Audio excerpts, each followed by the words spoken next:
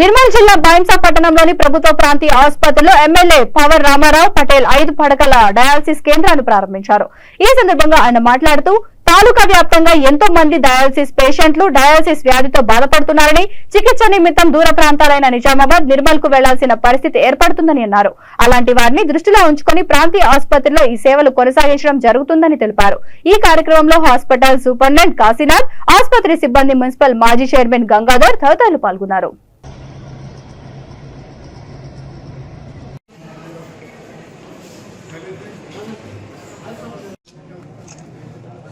కొంచెం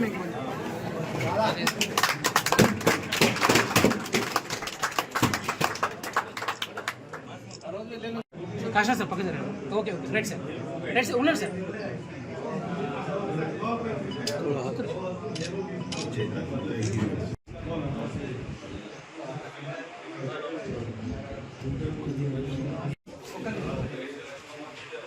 sir ready.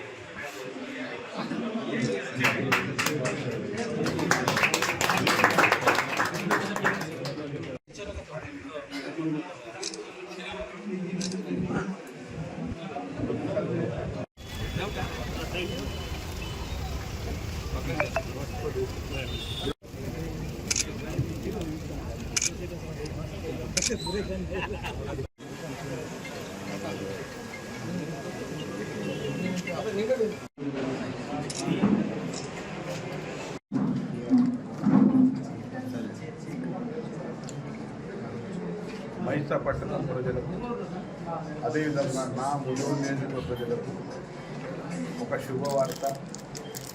ఈ రోజు నుంచి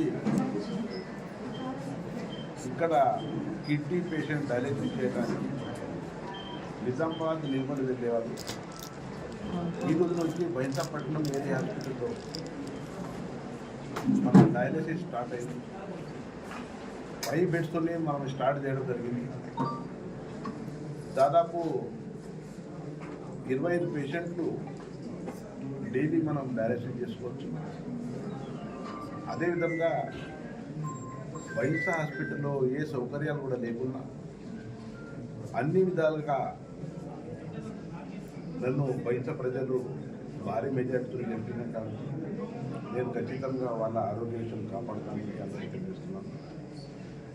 ఏదైతే ఇది ఏరియా హాస్పిటల్ ఉంది, ఆ ఏరియా హాస్పిటల్ మార్చేసి నేను మొన్ననే అసెంబ్లీ గౌరవనీయులు మా ఎమ్మెల్యే గారు శ్రీ రామారావు పటేల్ గారు ఈరోజు వారు మన హాస్పిటల్లో మరి కిడ్నీ పేషెంట్లకు అవసరమైనటువంటి 5 పడకల డయాలసిస్ యూనిట్ని ఈరోజు వారు ప్రారంభించారు.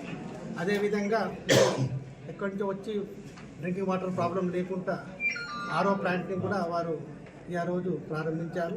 ఇది చాలా సంతోషకరము.